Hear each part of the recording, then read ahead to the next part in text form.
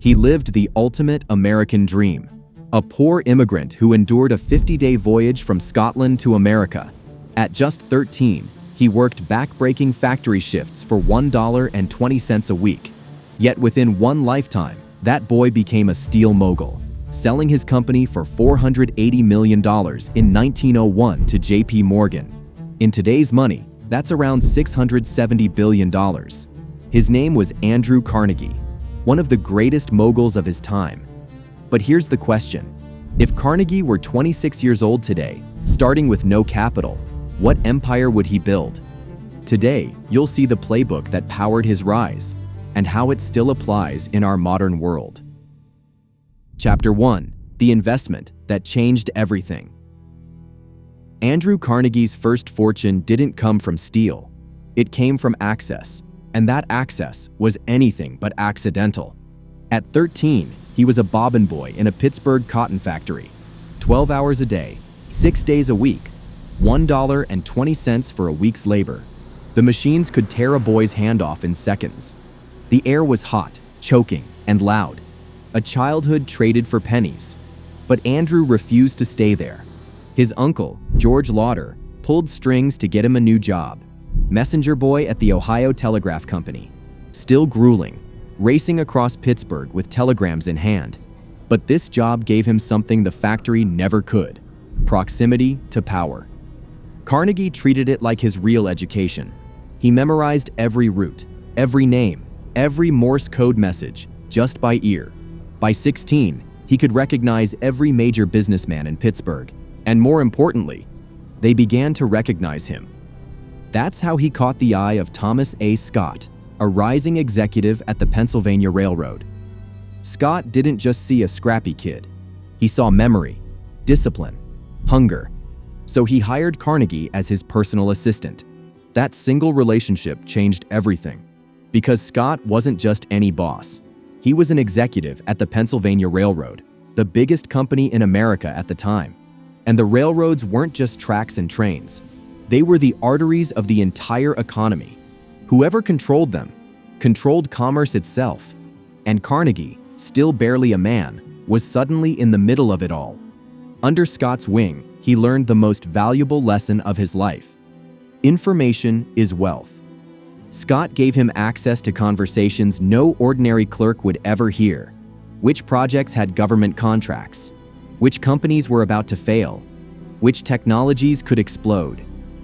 Then came the opportunity that would catapult him into real money. The Woodruff Sleeping Car Company. Luxury rail cars that promised to transform long-distance travel. Scott arranged for Carnegie to buy in. Price tag? $217.50. An impossible sum for a teenage immigrant.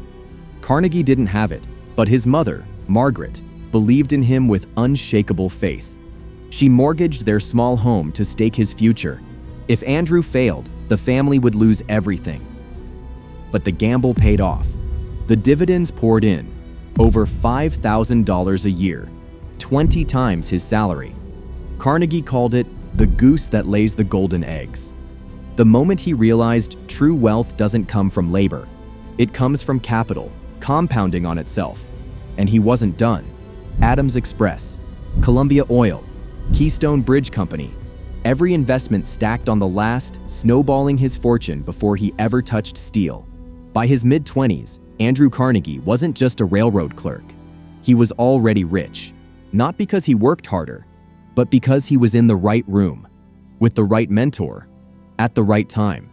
The boy who once carried bobbins in a factory was now carrying stock certificates worth more than his family had ever dreamed of.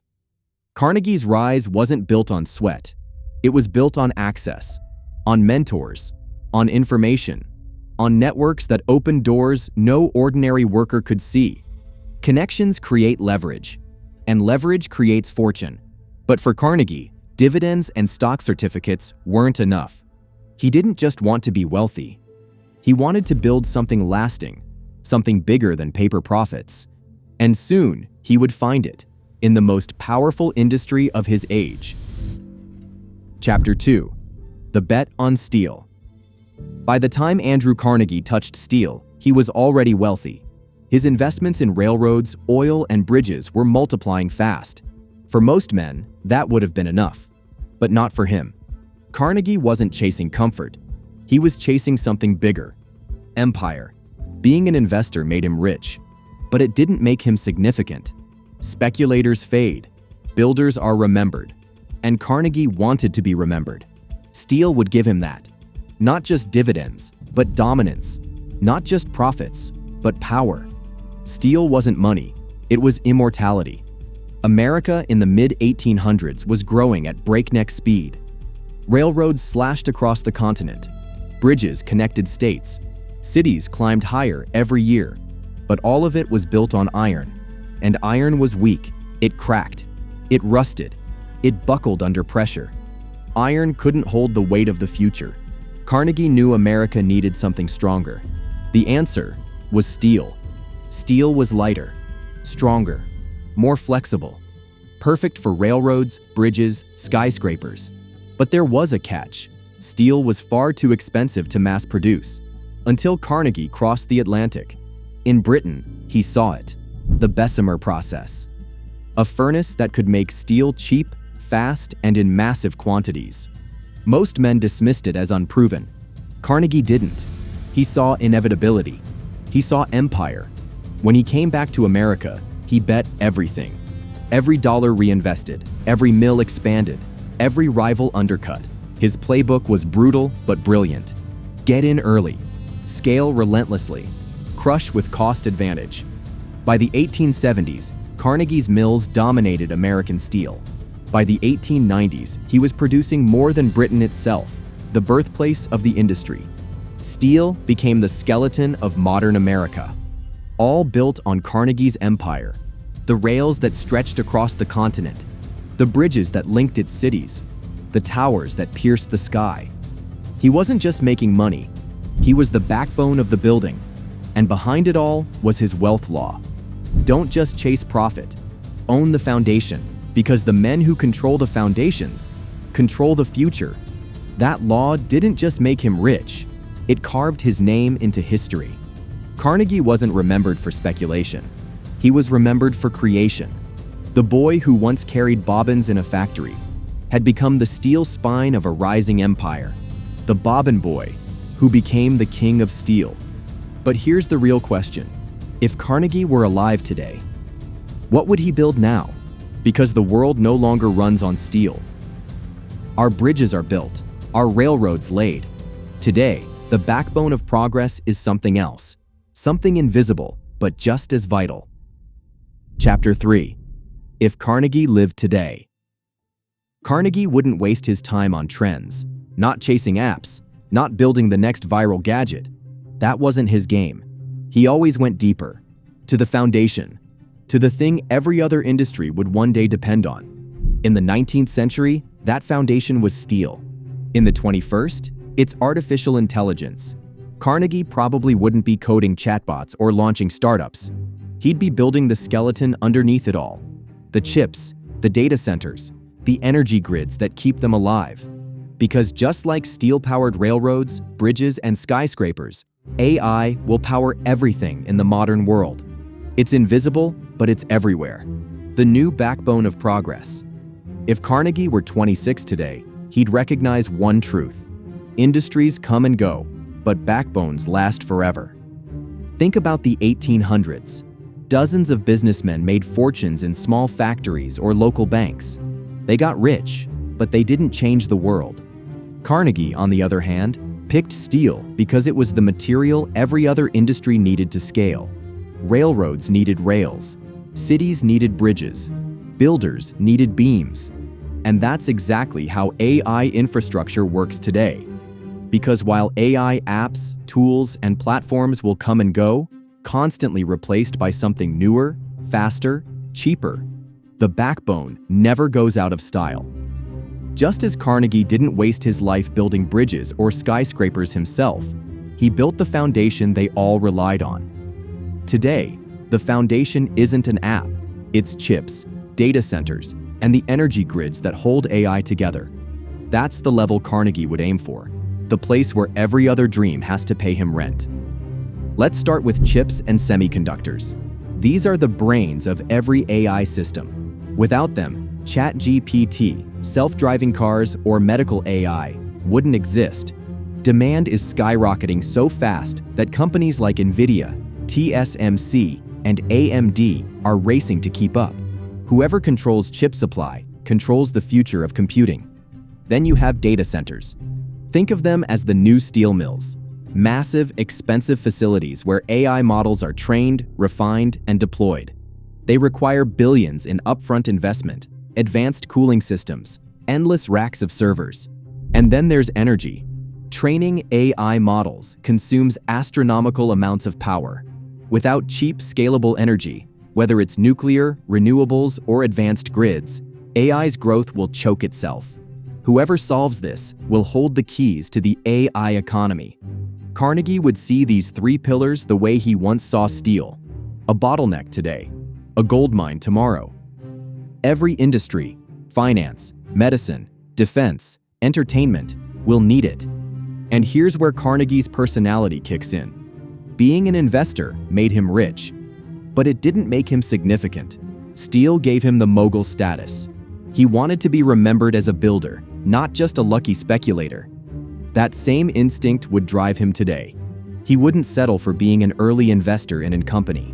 He'd want to own the thing that apps and companies depend on. He'd want to build the empire everyone else must rent from. Imagine Carnegie building a network of data centers across the US, powered by his own energy grids, filled with his own chips. Every AI startup, every Fortune 500 company, every government contract would depend on him. That's not just profit. That's power. The same kind of power he wielded with steel. But what if you don't have Carnegie's capital yet? How can you still apply his playbook from nothing? Chapter 4. Don't chase trends, build foundations. Not everyone can build a billion-dollar data center. Not everyone can launch a semiconductor factory. But you don't need Carnegie's capital to think like Carnegie, because there are entry points anyone can reach. Here's where it starts: investing. Before Carnegie ever touched steel, he was already building wealth. Not by luck, but by placing his money in the right markets before they exploded. Railroads, oil, bridges, the infrastructure that America was starving for. Those early bets gave him the power to double down when steel arrived. And he didn't find those opportunities in a vacuum. He had Thomas A. Scott, a mentor who gave him access to deals and whispers long before the crowd knew.